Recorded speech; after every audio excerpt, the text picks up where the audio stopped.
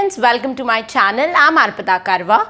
Last week I was going through a ton of doubts that students have asked me, and I was surprised to know that a lot of students have asked me about UGC NET pattern, eligibility, whether they should fill the form for NET or JRF, what is the cutoff, how it is calculated, and a lot of other questions in regards to the UGC NET examination. So I thought of making a YouTube video where I can directly address all those questions that students have asked me, so that others who also have such questions in their brain would find their answers in the same video.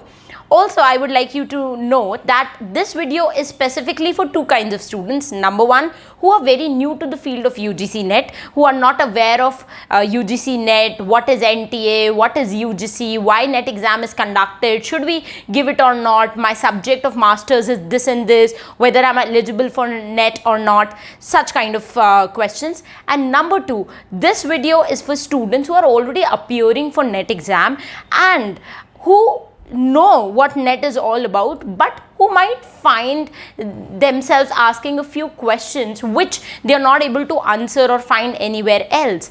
So this video is for all those candidates. Make sure you watch it till the end, because I'm going to take all these questions that people ask me one by one, and I'm going to explain that very clearly in this video. So let us start with the very basic question. What is UGC NET exam? So let me tell you, my friends, UGC NET exam is given by students who wish to start their career as an assistant professor or lecturer. So those of you who want to become lecturers in any prominent university or college across India, then this is the minimum eligibility criteria for you. Only after clearing NET you can sit for the interview for the post of assistant professor or lecturer. But it's not just that students who want to become lecturers sit for this exam. There's another category, student who wish to pursue research or who wants to do PhD would also sit in this exam. So the students who clear this exam are of two kinds. Number one, those who are eligible to become an assistant professor, or those who have got both NET and JRF, that is Junior Research Fellowship. So anybody who only gets NET, that means they are only eligible for the post of assistant professor, whereas students who get NET and JRF both in the same exam, they can either go into the research field and get a stipend every month from the government and continue their PhD for next 2-3 years, or they also have the option to directly become an assistant professor. Now the next question that might come up in your head is that who conducts this exam? So this exam, which is commonly known as NET, stands for National Eligibility Test, and this is conducted under the guidance of UGC, University Grants Commission, the main body that looks over all the universities and colleges across India. Till June 2018, this NET exam was conducted by CBSE, Central Board of Secondary Education, but from December 2018 onwards, it was conducted by NTA, National Testing Agency. Now, if you don't know what is NTA, let me tell you, this is the same body that conducts the most important exams of the country like JEE and NEET. So, NTA stands for National Testing Agency, a separate body that has been made so that all these major exams can be conducted.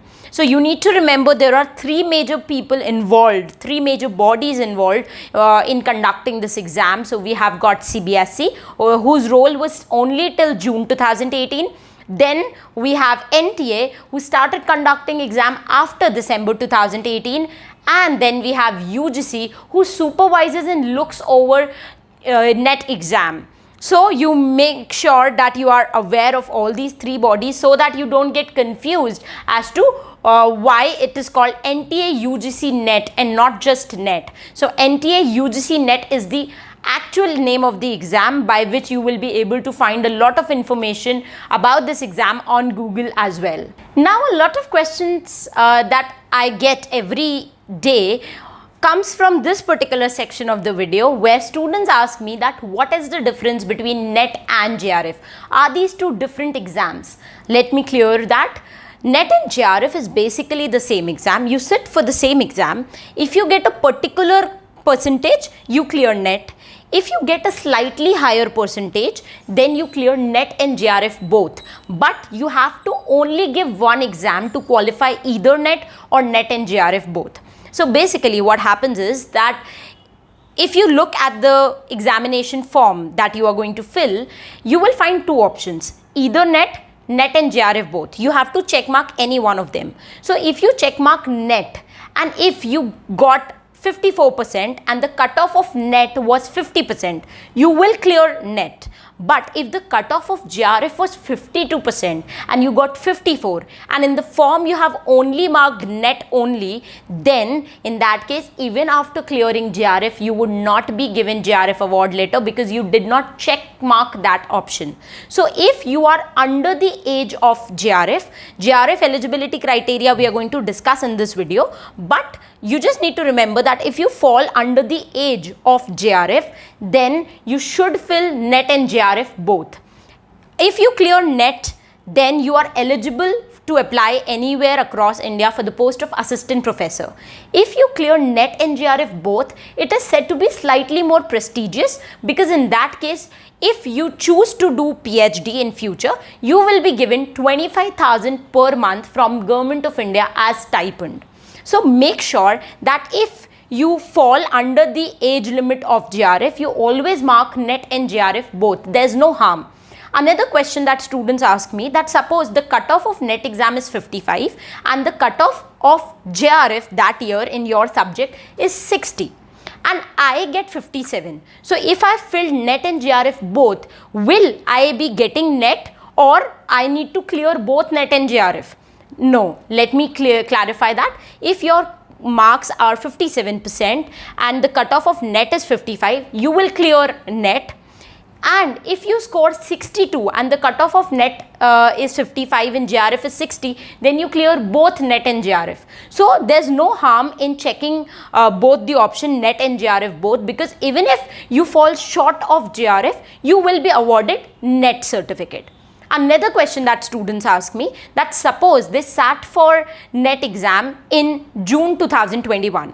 They cleared NET exam. Now the student wants to again attempt for JRF. So he sits in December 2021 for NET and JRF both, and he finds that he did not clear NET or JRF this time. So will his previous NET certificate become invalid? No, it will not. NET is something which is going to have a lifelong validity. So if you clear NET any time in your life, it is valid till the end of your life. In case of JRF, if you want stipend, then you have to apply in any university or college within 2 years of your JRF award letter, or else you will not be awarded JRF stipend. So that's the only difference. So never make a foolish choice by only check marking NET. Because if the paper is simpler, or if you are able to attempt all the questions correctly, and if you have not check marked NET and JRF both, even after clearing JRF, you will only be getting NET. And in the other scenario, suppose the paper was really tough, you check mark both NET and JRF, but you only qualified NET, in that case, you will only be awarded NET letter. So there's no harm in checking both NET and JRF if you fall under the eligible age of JRF. The next question that I would like to take up in this video is that who can sit for UGC NET exam? So let us first understand. You can do graduation in either of the three streams, science, commerce or humanities. You can either do BSc or BCom or BBA or BA. Okay, so BA is for humanities, BBA and BCom are for commerce students, and BSc is for science students. So people who have done their graduation in commerce or humanities can sit for UGC NET exam, but students who have done their BSc should sit for CSIR net exam and not UGC net exam. So UGC net exam happens in 81 subject, which includes all the subjects of science, of commerce and humanities. CSIR net is similar to UGC net, but the governing body is different, and that particular exam, CSIR net, happens only for science students. So if you have done your graduation in science, then and if you're planning to do your masters in science, then you should apply for CSIR net. If you have done your graduation from commerce and humanities and you plan to do your post graduation in the same field, then in that case you should apply for UGC net. This is number one. Number two, when can a student apply for UGC net?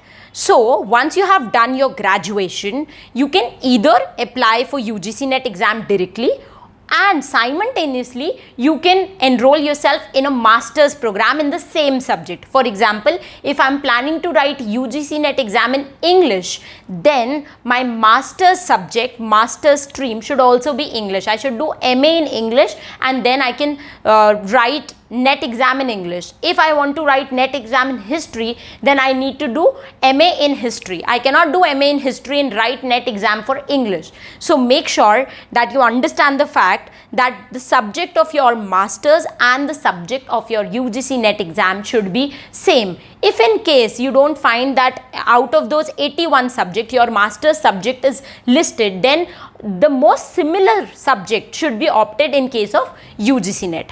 So what happens when you have completed your graduation? You either enroll yourself in a postgraduate program, and once you've completed the postgraduate program, you sit for net exam. This is an ideal case because in net exam, the syllabus of graduation and post-graduation both are clubbed and asked in the paper. Another scenario is that you can do your graduation, and while you are pursuing your masters, you can simultaneously sit for net exam. This is what I did. I cleared my net in the first year of my masters. So that can also be done. You just need to put a little more effort in order to complete your master's syllabus beforehand, because that would be asked in net exam.